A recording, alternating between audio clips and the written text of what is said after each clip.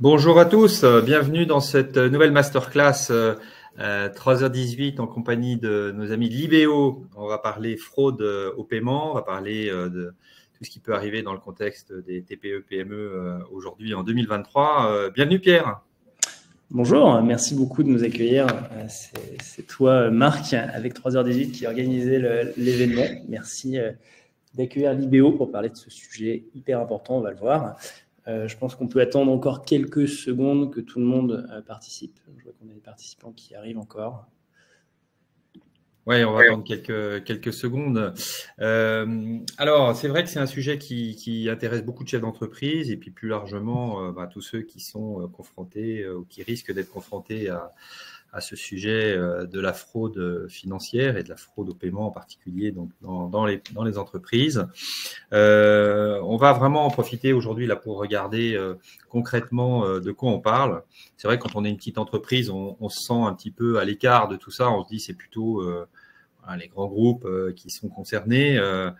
Ça sera intéressant d'entendre tes retours d'expérience, Pierre. Et puis moi, je donnerai aussi quelques points de vue de ce que l'on rencontre chez 3h18, puisqu'on est quand même en contact à travers de nos assistants de gestion avec pas mal de chefs d'entreprise qui ont cette problématique. Donc, on regardera un petit peu tout ça ensemble. Donc, vous avez la possibilité de vous exprimer et de poser des questions de deux manières, soit par le chat, soit par les questions anonymes, le module questions avec un petit point d'interrogation en bas à droite de votre écran. Voilà, donc si vous souhaitez nous faire remonter des infos ou des questions particulières, n'hésitez pas. Vous aurez nos coordonnées évidemment à la fin de cette masterclass et vous allez aussi recevoir, comme on l'avait annoncé, le livre blanc qui a été rédigé par les équipes Libéo et 3h18 sur le sujet avec des détails, des témoignages de clients, des retours d'expérience, des conseils, plus évidemment les contacts de Pierre et nos contacts chez 3h18 pour avancer, prendre concrètement le sujet à bras-le-corps dans votre entreprise. Et on verra que s'occuper de ce sujet, c'est à la fois un sujet qui concerne la techno, les process, et puis l'humain. Il y a des choses qui nécessitent un peu de formation, un peu de sensibilisation, et puis éventuellement des personnes qui sont formées à ces sujets, qui puissent mettre en place les bons process chez vous. Voilà, donc on va pouvoir commencer. Je regarde rapidement le chat. Bonjour, merci. N'hésitez pas également à nous dire qui vous êtes, pour qui vous travaillez, ce que vous faites. Ça peut être utile aussi pour nous, pour orienter aussi les exemples qu'on donnera et puis anticiper vos questions. Super, Pierre. Écoute, je te laisse la main pour commencer. Oui, merci beaucoup. On avait décidé avec Marc de vous parler des sujets de fraude au paiement parce que c'est des sujets qui concernent une grande partie des entreprises en France. Peut-être que pour introduire notre masterclass et vous donner quelques éléments de contexte, je vais me concentrer sur des chiffres. C'est des chiffres. L'objectif n'est pas de vous faire peur, mais de vous sensibiliser et peut-être aussi d'attirer votre attention sur ce qu'on va dire tout à l'heure. On s'est basé sur un baromètre de la fraude et de la cybercriminalité qui est publié, je crois, chaque année par la société Euler Hermès et qui dit qu'en 2021, c'est les derniers chiffres que j'ai trouvés, on a 2 entreprises sur 3 qui ont subi au moins une tentative de fraude sur l'année. Sur ces 2 tentatives sur 3, on parle d'entreprises de toute taille. Et on sait bien, et on le verra, que les TPE-PME sont des cibles de choix. Et on verra pourquoi, pour les escrocs, les fraudeurs. On a, sur la même année, sur 2021, 28% des entreprises qui ont déclaré avoir subi au moins une fraude avérée. Ce qui veut dire, en d'autres termes, que les fraudeurs parviennent à leur fin environ une fois sur 4. C'est un chiffre énorme, qui est important. 25%. Alors, ça veut dire, en termes de préjudice, les chiffres, c'est 33% des entreprises qui sont victimes de fraude ont un préjudice supérieur à 10 000 euros et 14% ont un préjudice supérieur à 100 000 euros. Alors, c'est important, évidemment, en termes de perte d'argent, mais il y a aussi des conséquences qui peuvent être parfois plus importantes. On peut parler de perte de données. On imagine évidemment le temps que les équipes vont passer et donc le défocus que ça engendre dans l'organisation d'une entreprise. Et puis enfin, pour certaines entreprises, une fraude liée au paiement, ça peut être aussi synonyme de perte de réputation, en tout cas d'une réputation un peu entamée.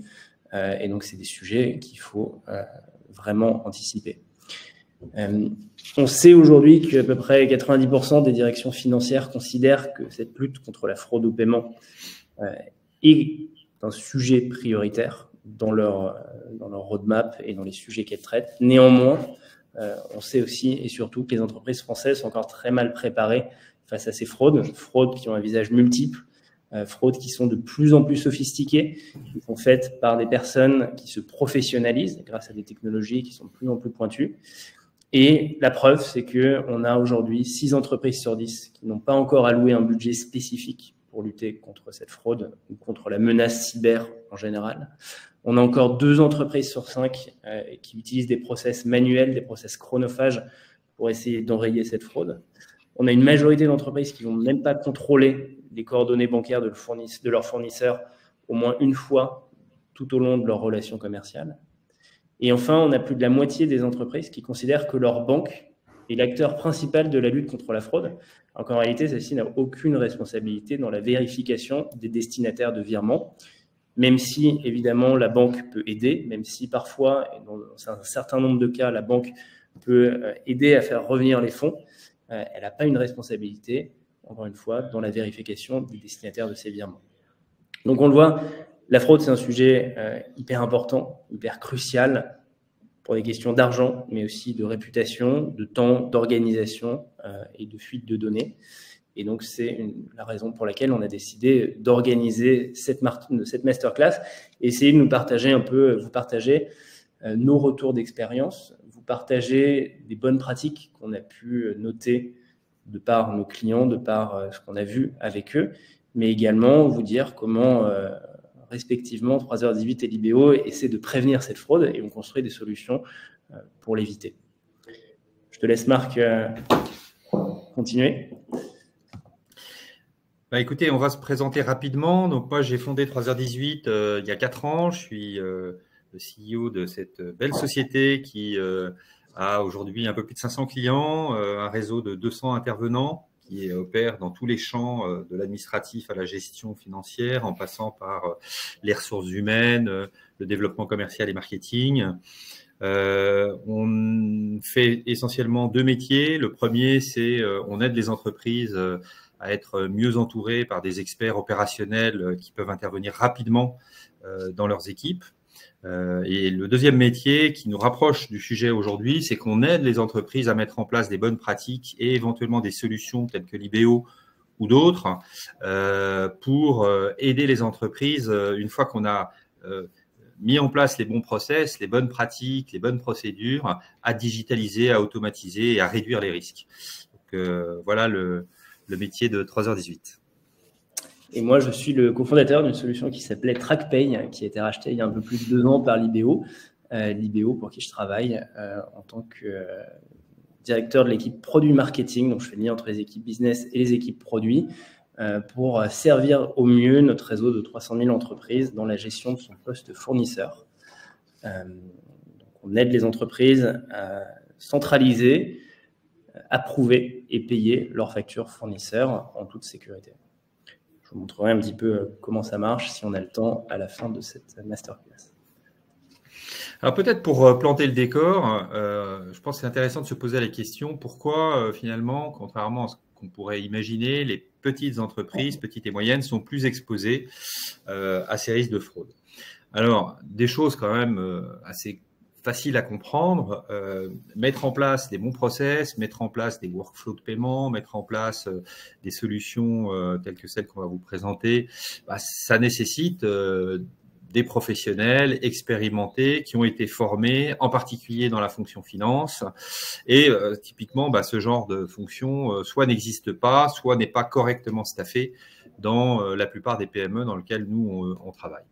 Donc, c'est la première raison et c'est ce qui fait qu'aujourd'hui, beaucoup de petites entreprises sont considérées comme des cibles privilégiées parce qu'évidemment, voilà, quand on veut pirater un compte en banque, une gestion comptable et financière d'une petite entreprise qui n'a pas les bonnes pratiques et mis en place les process de base, évidemment, c'est plus facile.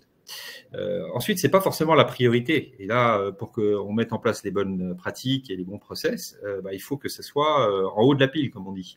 Et c'est pas toujours la priorité du patron qui a d'autres sujets. Et donc voilà, l'idée c'est de réussir sans lâcher le développement commercial, sans lâcher l'amélioration du résultat et sans lâcher les grandes priorités de l'entreprise, d'en faire quand même quelque chose qui fasse progresser quand même les process de l'entreprise. Et c'est ce qu'on va vous montrer tout à l'heure et qui fait appel à un petit peu d'humain et un peu de technologie.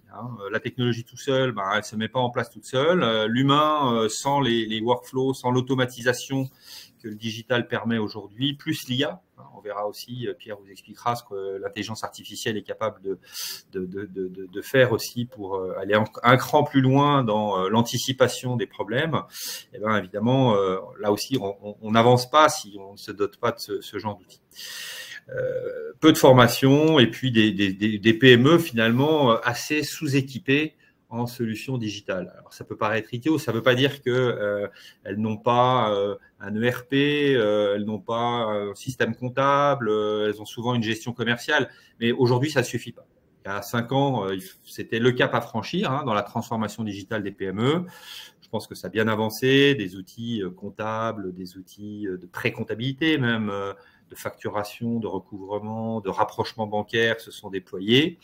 Sauf que voilà, maintenant, évidemment, le niveau d'exigence est remonté un cran plus haut et il faut que ces outils intègrent le b.a.-ba de la lutte contre la fraude. Et c'est typiquement ce que Pierre va vous présenter maintenant. Oui, alors peut-être si on peut revenir juste un instant sur le sujet que tu évoquais. Je pense qu'il y a un 5e point à ajouter, qui est une raison aussi, un facteur de risque chez les TPE-PME en particulier. C'est, on l'a vu, il y a des études qui le prouvent, c'est la recrudescence récente des attaques suite à la généralisation du télétravail pendant les derniers confinements. Le télétravail, il n'est pas forcément géré de la même manière pour des petites entreprises que pour des grandes entreprises. Et souvent, on se dit que c'est simplement prendre un ordinateur, le déplacer chez soi pour un collaborateur et travailler de la même manière. Mais ce n'est pas forcément toujours le cas et ce n'est pas ce qu'il y a de mieux en général pour prévenir le risque de fraude. Et donc, on a vu que le télétravail était souvent source d'une recrudescence de ces attaques. Tu as raison. Ces attaques, on a essayé, ces types de fraudes, on a essayé de les distinguer pour que vous compreniez un petit peu plus concrètement de quoi on parle. On va s'intéresser en particulier sur la partie de gauche, la partie en rouge, qui est celle qui nous concerne dans nos métiers à nous et qui sont les fraudes propres au cycle d'achat, donc au cycle fournisseur. Il y en a évidemment d'autres et on pourra les mentionner. En général, d'ailleurs, elles peuvent même être liées puisqu'elles vont utiliser des ressorts qui sont en général similaires, voire les mêmes. La première fraude est la plus retrouvée, celle qui est représentée dans 48% des cas recensés. C'est la fraude aux faux fournisseurs. La méthode, elle est assez simple. C'est des fraudeurs qui se font passer pour un fournisseur qui est déjà connu de l'entreprise, soit par un email, soit par téléphone, et qui vont demander à l'entreprise de modifier ou d'ajouter de nouvelles coordonnées bancaires au profil de ce fournisseur. L'objectif étant de s'introduire durablement dans le référentiel tiers de l'entreprise pour évidemment recevoir les futurs paiements à la place du fournisseur légitime. Donc, vous comprenez que c'est une fraude qui peut être anticipée si on a certains outils, mais qui est redoutablement efficace si on ne la voit pas venir, puisqu'elle peut être subie de manière complètement aveugle par l'entreprise qui en est la victime. Le deuxième type de fraude qui était très médiatisé, dans certains cas, on pense à l'affaire Jean-Yves Le Drian, évidemment, mais il y en a eu d'autres, et il y en a beaucoup d'autres dans beaucoup de petites entreprises en France, c'est la fraude au président. Donc la fraude au président, c'est un scénario dans lequel l'escroc va usurper l'identité d'un dirigeant ou d'un collaborateur de haut niveau qui a son mot à dire sur l'approbation ou sur l'exécution d'un paiement. et qui, sous prétexte d'une urgence confidentielle, va demander l'exécution immédiate d'un virement, usant souvent de la flatterie, de l'intimidation, pour aller convaincre sa cible. C'est des attaques qui sont de plus en plus difficiles à contrer, avec notamment l'avènement de technologies liées à l'intelligence artificielle, comme les deepfakes, qui permettent de créer des vidéos qui sont souvent un petit peu plus réalistes que celles qu'on a pu voir avec Jean-Yves Le Drian, et qui donc vont aller convaincre les personnes dans une grande entreprise ou dans une petite entreprise, ou parfois même des banques d'exécuter un virement. Je crois que Marc, quand on a préparé cette masterclass, tu m'as dit que toi, c'était un sujet que tu avais déjà rencontré dans ton expérience personnelle, puisque on a essayé d'usurper ta propre identité pour faire président. Ouais, c'était en 2017. J'étais président d'une entreprise, pas du tout confidentielle, hein, du groupe Numen, qui est une ESN à peu près 1100 personnes. Je partais en voyage, on était dans un processus d'acquisition d'une société et une personne bien renseignée s'est fait passer pour moi en appelant la comptabilité fournisseur qui était sur un autre site que le siège de l'entreprise. Le siège était à Paris, la comptabilité fournisseur était à Rennes. Et donc, voilà, ils ont appelé et ils ont été très persuasifs. Ils se sont fait passer pour moi. Ils ont complété l'appel par un email en demandant de faire un versement dans le cadre de l'opération qui était en cours. Et il se trouve qu'il y avait quelques personnes au courant, mais très peu. Et donc, ils étaient bien renseignés. Et voilà, ils ont essayé de déclencher un virement. À l'époque, on n'avait pas encore de workflow vraiment bien en place, en tout cas workflow digitalisé avec en fonction des sujets, en fonction des paliers, des montants, des décideurs, etc. Mais heureusement, le comptable a eu un doute. Il a passé un coup de fil à son directeur financier qui a réussi à intercepter les choses, mais il était fortement sous pression. Et ce que tu disais est juste, en fait, ils utilisent l'intimidation. Et quand une entreprise n'a pas de workflow bien établi, très facile de percer en fait les barrières et d'obtenir un virement. Donc, voilà. On a réussi à stopper tout ça, mais ça a été assez dangereux. Tout à fait. Et ce que tu me disais, c'est que malgré la détection de la fraude, vous n'avez pas réussi à retrouver qui c'était. Non. Ouais, c'est ça qui est terrible. Et puis à un moment donné, il vous a partagé ses propres coordonnées bancaires, donc c'est suffisant pour pouvoir déterminer son identité. Tout à fait. Et puis voilà, après ça, le temps passe, on est dans la machine à laver du quotidien, d'autres priorités, et on se dit bon bah voilà, on laisse tomber. Mais par contre, du coup, on a profité pour faire appel à un expert qui est venu auditer nos process et mettre en place des workflows, des systèmes d'autorisation. Pour éviter les doubles paiements. Enfin, ça, on va en parler après ça, parce qu'il y a aussi d'autres choses. Quand on rentre dans ce monde-là, même une petite entreprise, on se rend compte qu'il y a plein de choses à mettre en place. Et c'est pas qu'une histoire de technologie. La technologie, elle vient, encore une fois, faciliter et automatiser des choses qu'on est capable de faire déjà correctement humainement. Donc, voilà. Du coup, on a mis en place un gros plan d'action. Qui, j'imagine, a dû être chronophage et coûteux. Mais ouais. Troisième type de fraude, c'est la fraude aux fausses coordonnées bancaires, aux faux IBAN, aux faux RIB. Une variante, on va dire, de la fraude aux faux fournisseurs. Là, c'est le fraudeur qui va essayer de pirater une boîte email d'une entreprise pour intercepter les factures en cours de paiement et modifier les coordonnées bancaires du fournisseur pour, encore une fois, récupérer les flux qui doivent être envoyés à ce fournisseur. Donc, on ne va pas forcément modifier la fiche fournisseur, on va simplement modifier les informations qu'il y a dans la facture. Ça va être plus propice à des structures dont le logiciel ou les process de paiement sont plus simples, où il n'y a pas forcément ces fameuses fiches fournisseurs bien remplies avec les coordonnées bancaires. On va simplement récupérer les informations qu'on a sur la facture ou qu'on a dans le mail que le fournisseur nous envoie, parce que souvent, ça va être un fournisseur qui n'est pas récurrent. Et à ce moment-là, le fraudeur va recevoir le paiement à la place du véritable fournisseur. Et enfin, dans les grandes catégories de ces fraudes propres au cycle d'achat, On a la fraude interne, donc qui est perpétrée par des employés ou des collaborateurs au sein même de l'entreprise, qui peuvent prendre plusieurs formes, mais qui peuvent inclure, par exemple, l'émission de fausses factures, l'inflation des montants à payer, le contournement des systèmes de blocage de paiement, de ces fameux workflows, si c'est des workflows qui n'ont pas été instaurés de manière carrée, le changement du fournisseur avec éventuellement pour idée derrière de partager le butin quand le fournisseur final, le faux fournisseur final récupérera, siphonnera les fonds de l'entreprise.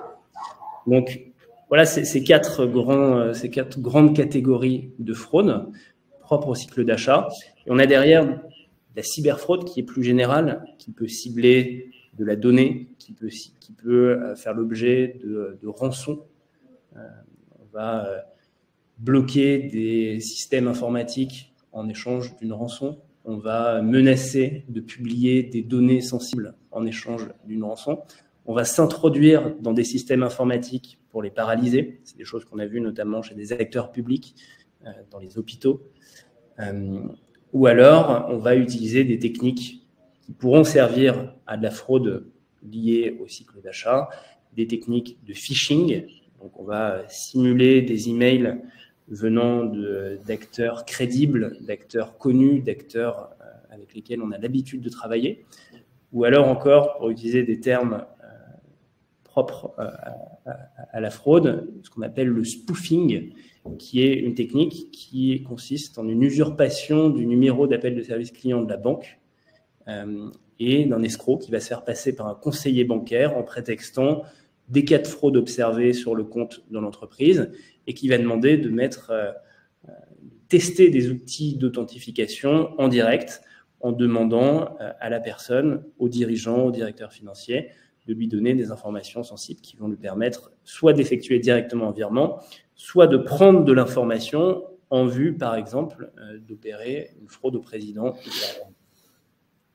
Donc voilà, c'est des choses dont il faut avoir conscience, il faut connaître, mais il y a évidemment des bonnes pratiques à mettre en place, et c'est ce qu'on va vous montrer. On va les aborder rapidement. La première, c'est de vérifier rigoureusement ses fournisseurs. Donc, on l'a vu dans la plupart des cas de fraude, on a une modification des informations de l'identité ou simplement des coordonnées bancaires du fournisseur. Donc, soit on va le faire manuellement, soit on va avoir des outils qui permettront de le faire, mais c'est quelque chose qui est important, de bien procéder à une vérification minutieuse de l'identité et des coordonnées bancaires du fournisseur avant de procéder à chaque changement ou de création de compte fournisseur. Mettre en place des systèmes d'authentification à plusieurs facteurs. Donc, sur ces outils de gestion, sur la banque, en général, les banques sont obligées de le faire, mais on peut avoir des solutions de paiement ou de gestion des fournisseurs qui ne sont pas équipés de ces systèmes-là.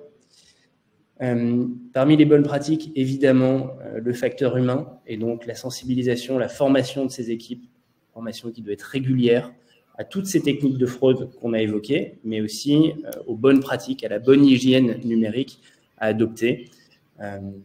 C'est le quatrième point, surveiller proactivement ces systèmes pour détecter toute activité suspecte, mais aussi avoir une attention toute particulière sur l'émission des mails qu'on reçoit. Regardez l'adresse mail l'adresse mail des émetteurs qu'on reçoit. Est-ce que c'est une adresse mail qu'on a l'habitude d'avoir? Est-ce que quand on reçoit un mail, par exemple, de notre banque, la racine de l'adresse mail est bien celle qui correspond à l'URL du site internet de notre banque ou bien de partenaires habituels? Ça, c'est des choses qu'il faut avoir en tête et qu'il faut regarder. Et enfin, je t'interromps 2 secondes, Pierre, parce que sur ce sujet des fournisseurs, souvent c'est compliqué parce qu'il y a des agences, par exemple, chez un fournisseur qui peuvent avoir des noms différents. Est-ce que il existe aujourd'hui des solutions de base de données référencées qui peuvent finalement permettre d'avoir des données beaucoup plus fiables qui soient siretés automatiquement, par exemple, pour pas avoir à recréer des fournisseurs qui ne seraient pas des bons fournisseurs, parce que l'erreur peut être aussi de la part du client qui se crée un mauvais fournisseur. Et voilà, comment par rapport à ça, alors je suis désolé, on zoome peut-être rapidement sur les solutions, mais comment on fait concrètement? Oui, alors tu anticipes un petit peu ce que j'avais présenté. Ça, c'est des solutions qui nécessitent un petit peu on va dire un petit peu de bidouille et de technologie. Mais il y a évidemment des solutions qui permettent de matcher un IBAN avec un SIRET et de s'assurer que les coordonnées bancaires d'un fournisseur soient bien ses réelles coordonnées bancaires et ne soient pas celles d'un particulier, par exemple, ou celles d'une entreprise qui ne correspond pas au SIRET qu'on a l'habitude d'avoir quand on traite avec ce fournisseur. Il y a des outils qui existent pour ça, il y a des solutions. Je vous invite à vous renseigner, à regarder un petit peu sur le marché. Sachez en tout cas que nous, chez Libéo, c'est un outil qu'on a intégré en interne dans notre solution SaaS pour que quand vous changiez, quand vous ajoutiez des coordonnées bancaires à un fournisseur, on puisse vous dire immédiatement si ces coordonnées bancaires correspondent bien au SIRET que vous avez dans votre fiche fournisseur. Ouais, ça, c'est un contrôle. C'est des solutions qui existent. C'est des solutions qui, en général, sont construites et backées par des grandes banques. Et donc, c'est des solutions qui sont plutôt fiables. Et le double fournisseur, c'est-à-dire qu'on se crée un double fournisseur, ça, j'imagine que dans l'Ibéo, il y a une fonction qui évite de payer deux fois. Il y a le double fournisseur et il y a le paiement en double du fournisseur. Ça aussi, c'est quelque chose. Alors, ça, c'est un sujet de fraude, mais c'est aussi un sujet de process. Nous, on l'a vu, c'est pour ça qu'on a développé cette petite fonctionnalité. Beaucoup d'entreprises qui vont payer plusieurs fois la même facture, simplement parce que la facture va arriver via plusieurs canaux, sur plusieurs adresses mail, ou alors elle va arriver par voie postale et par email. Elle peut arriver sur une plateforme externe d'un fournisseur. Et donc, on va se retrouver avec des équipes qui vont centraliser plusieurs fois la même facture et d'autres équipes qui vont exécuter plusieurs paiements qui sont en réalité le paiement correspondant à une seule et même prestation. Et donc ça, évidemment, c'est coûteux parce que quand on paye plusieurs fois des choses, ça suppose plusieurs fois des flux de paiement, mais ça suppose aussi de passer du temps sur ces factures au moment du paiement, mais aussi au moment où on se rend compte de l'erreur, si on s'en rend compte. C'est en général assez chronophage. Donc ça, c'est des petites fonctionnalités qu'on a pu développer pour que quand vous receviez une facture sous plusieurs formats, sous plusieurs canaux, importés via plusieurs personnes, on puisse vous mettre un petit warning et on puisse vous dire attention, cette facture-là, elle est déjà en cours de paiement, elle a déjà été payée ou elle a déjà été centralisée dans votre plateforme de gestion des factures fournisseurs. Donc, soit vous supprimez le doublon, soit vous nous confirmez que c'est bien deux factures différentes. Et donc, évidemment, nous, on l'a développé parce que c'était un sujet qui revenait plutôt pour des raisons de process chez les entreprises. Encore une fois, on recevait 2 fois la facture via 2 canaux différents, mais c'est aussi des techniques de fraude qu'on a déjà vues, qu'on a déjà aperçues, que d'envoyer une facture en double parce qu'on a eu connaissance de l'émission d'une facture d'un fournisseur vers son client. Et donc, on va la dupliquer et la renvoyer en modifiant simplement les coordonnées bancaires. Donc, c'est important de pouvoir détecter ce doublon, mais aussi de vérifier que les coordonnées bancaires du fournisseur usurpées sur cette facture ne correspondent pas. Voilà, on a d'autres bonnes pratiques, évidemment, des protocoles d'urgence à instaurer pour bien définir ce qui se passe quand on a détecté qu'un virement allait être émis ou vient d'être émis auprès d'un fournisseur qui n'est pas le bon. Vérifier et s'assurer qu'on ait une bonne organisation et qu'on ait les bons interlocuteurs dans sa hiérarchie pour intervenir au bon moment avant qu'il soit trop tard. Éventuellement mettre en place des solutions de paiement sécurisées avec des outils spécialisés dans le paiement. Et puis enfin, et ça c'est une bonne pratique qu'il est bon d'avoir en tête même à titre personnel, toujours mettre à jour ses logiciels et ses systèmes de sécurité parce que les éditeurs de logiciels, les créateurs d'applications vont mettre à jour en permanence leur logiciel, leur code, en fonction des retours qu'ils ont, eux, sur des failles potentielles qui ont été exploitées ou non.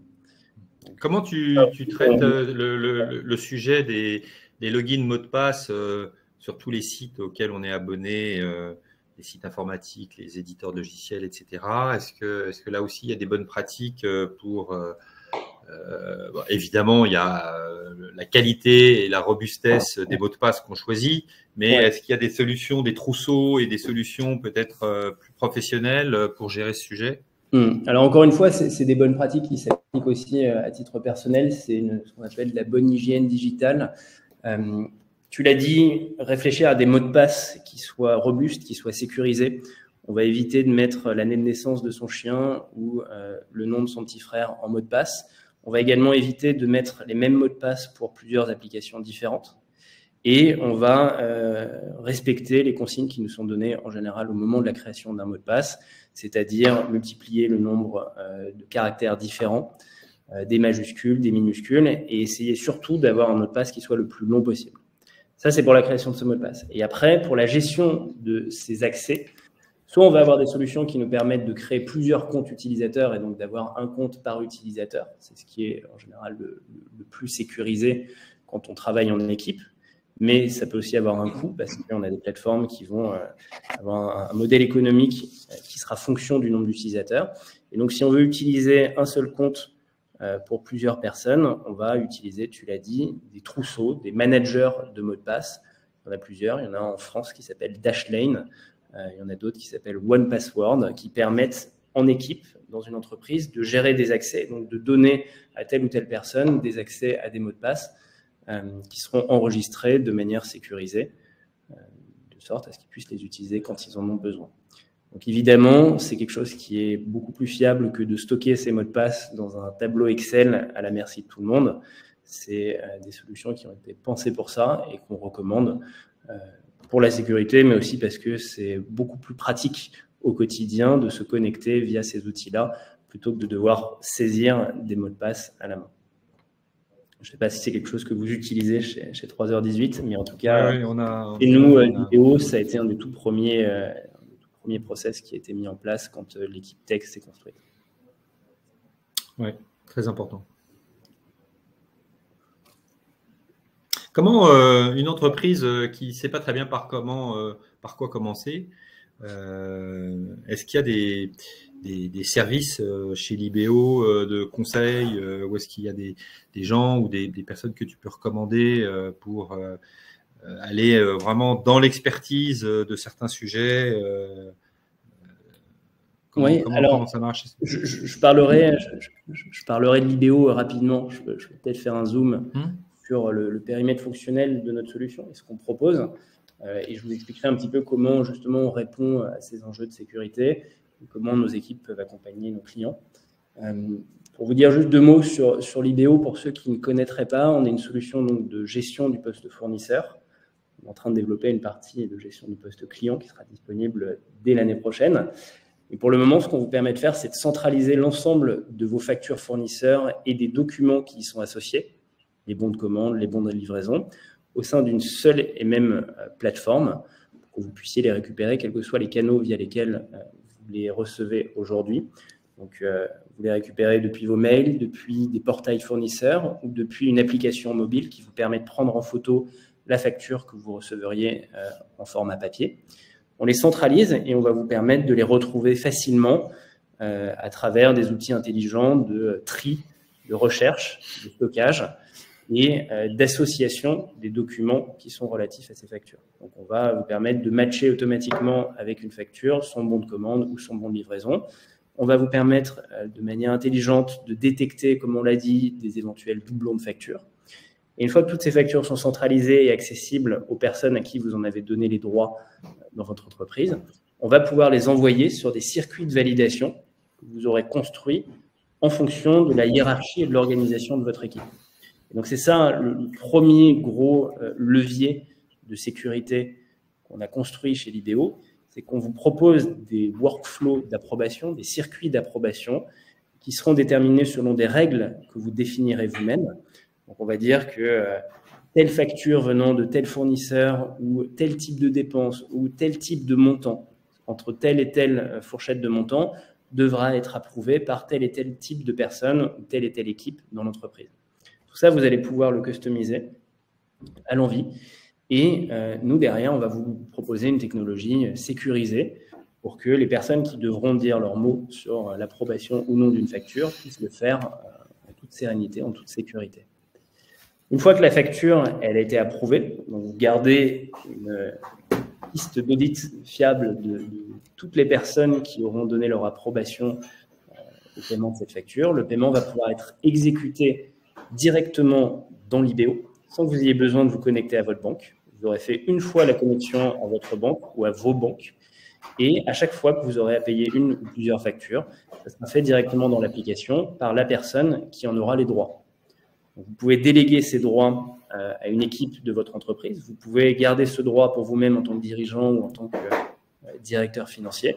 Ou encore, vous pouvez déléguer cette fonction de paiement à votre cabinet d'expertise comptable si vous souhaitez lui donner la main là-dessus.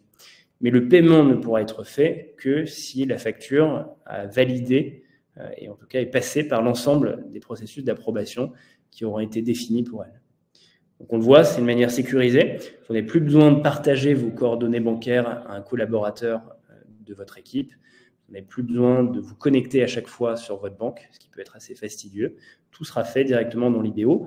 L'IBO a un agrément d'agent de paiement, prestataire de paiement, qui lui a été donné par l'ACPR, donc l'institution qui dépend de la Banque de France.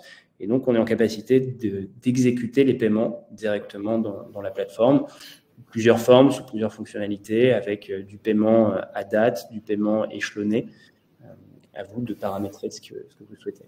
Une fois que le paiement est exécuté, vous allez synchroniser vos données directement dans vos outils comptables ou dans votre ERP, de sorte que votre expert comptable puisse retrouver ses écritures en temps réel et produire les documents dont il aura besoin à partir de ces données-là.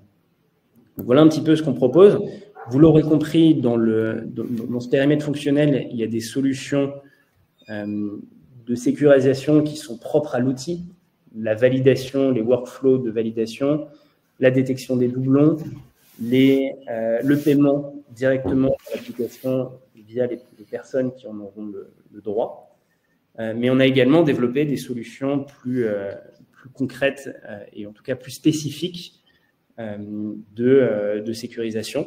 Donc, notamment avec une authentification à double facteur qui va être déclenchée à chaque connexion, à chaque ajout de fournisseur, à chaque changement d'IBAN en fonction de différents seuils de paiement que vous auriez souhaité paramétrer. Donc, des systèmes d'alerte qu'on va mettre en place, des systèmes d'alerte également au moment où un de vos collaborateurs pourrait ajouter des nouvelles coordonnées bancaires à un fournisseur. Si vous l'avez choisi, vous pourrez être alerté de ces changements-là en tant qu'administrateur. On a également des process de sécurité qui nous sont imposés directement par la CPR, notamment pour lutter contre en tout cas, la fraude au KYC, donc le process qui nous permet à nous de vérifier que vous êtes bien le bon interlocuteur dans l'entreprise. Donc pour ça, au moment de votre inscription dans l'IBO, on va vous demander toute une série de documents avant de vous permettre d'utiliser la fonctionnalité de paiement. Et on va vous accompagner dans des process sécurisés qu'on a mis en place pour éviter que quelqu'un usurpe votre identité pour se créer un compte et payer via l'IBO en votre nom. Ouais, tu peux rappeler que KYC, c'est Know Your Customer. Donc exactement.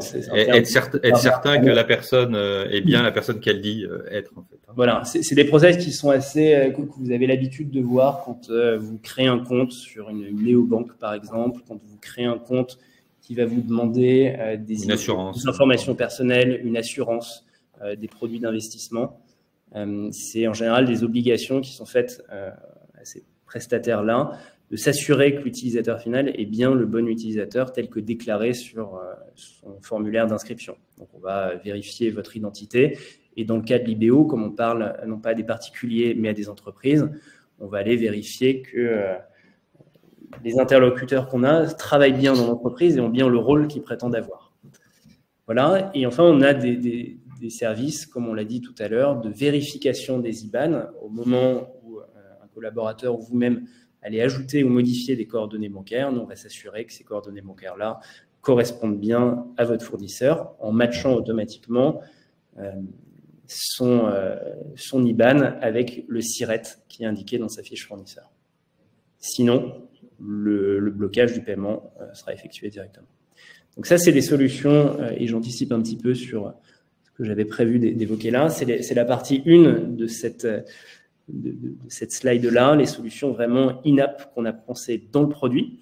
Et à côté de ça, en parallèle, on a développé aussi des solutions qui vont exploiter la donnée d'utilisation de nos clients pour prévenir, anticiper les risques de fraude.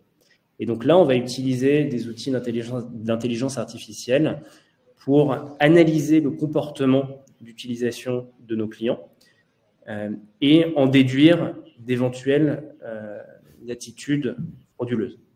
Par exemple, ce qu'on va faire, c'est qu'on va analyser l'outil que vous utilisez quand vous êtes sur l'IBO, le type de machine, d'ordinateur, de téléphone.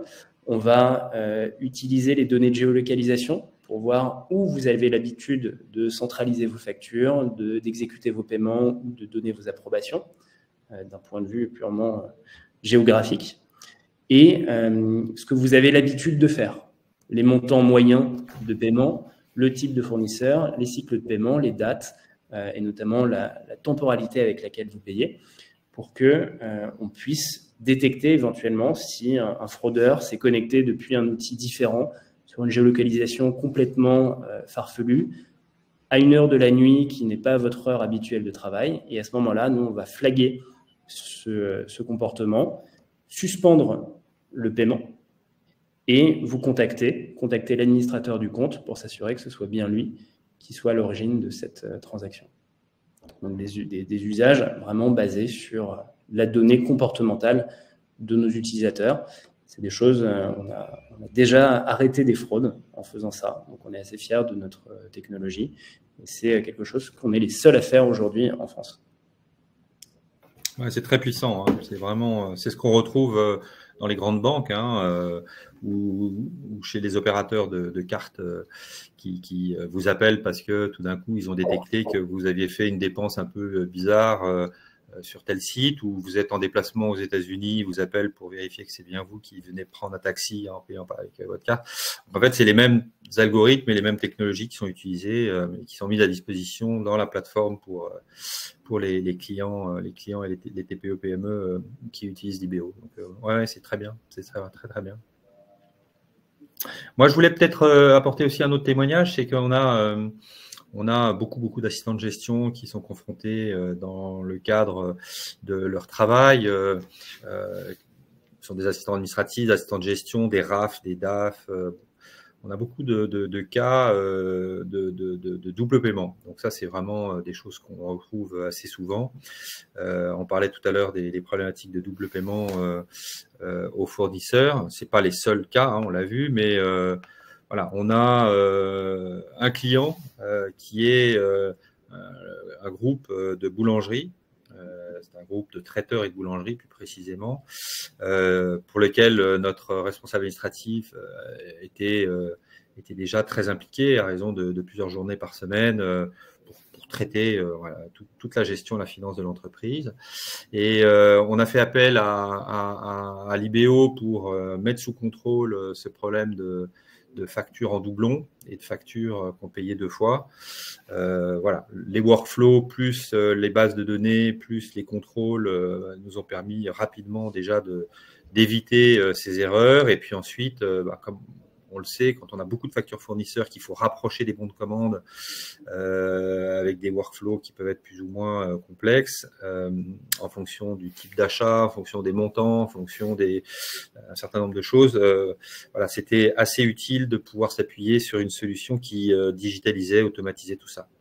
Donc depuis, on a développé une collaboration avec l'IBO et assez régulièrement, quand on a ce genre de problème, nos intervenants de gestion font appel à ce type de solution. Voilà, donc ça, c'est des choses assez courantes dans le monde des PME. Peut-être pour terminer, parce que je regarde l'heure, on commence à se rapprocher de la fin. En 2 mots, comme je vous le disais, on est une société spécialisée dans l'externalisation des fonctions support et opérationnelles d'une société. Vous manquez de temps pour recruter, vous n'avez pas forcément besoin de quelqu'un en CDI à plein temps, et du coup, la performance financière et le développement de votre entreprise piétine.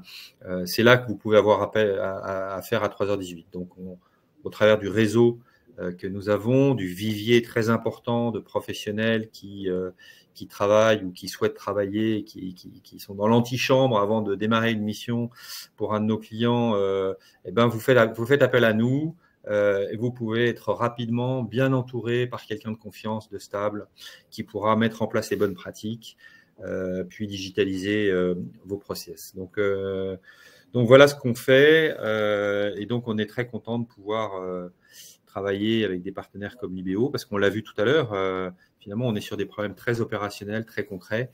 Et la réponse souvent à ce type de problématique, c'est le binôme hybride que constitue un bon assistant de gestion ou une RAF ou une DAF, et puis une bonne solution robuste qui s'adapte au monde des PME et des ETI. Donc voilà, c'est un binôme gagnant. Et il me reste à te remercier. Pierre, tu veux peut-être avoir le mot de la fin ? Merci à toi et merci à 3h18 pour l'organisation de ce webinaire. Et puis merci à tous d'avoir tenu jusque-là en nous écoutant. On espère que vous avez appris des choses. On espère que on va déclencher aussi chez vous la motivation pour vous emparer de ces sujets de sécurité qui sont importants, mais qui sont aussi passionnants, parce que quand on se plonge là-dedans, on apprend plein de choses. Ça nous permet aussi d'optimiser des process et de les rendre plus efficients parfois. Ça nous permet aussi de digitaliser des choses qu'on n'aurait pas forcément faites jusque-là et qui nous apportent, au-delà de la sécurité, du confort et de la facilité dans le travail. Donc, on espère vous avoir été utile. Et puis surtout, on reste à votre disposition si vous souhaitez nous poser des questions et si vous souhaitez découvrir Libéo et 3h18. Super, merci à tous. Et puis rendez-vous dans une prochaine masterclass 3h18. À bientôt. Et merci encore pour votre présence et votre assiduité, parce que c'est vrai que vous êtes restés tous pendant les 3 quarts d'heure à nous écouter. À très vite. Salut Pierre.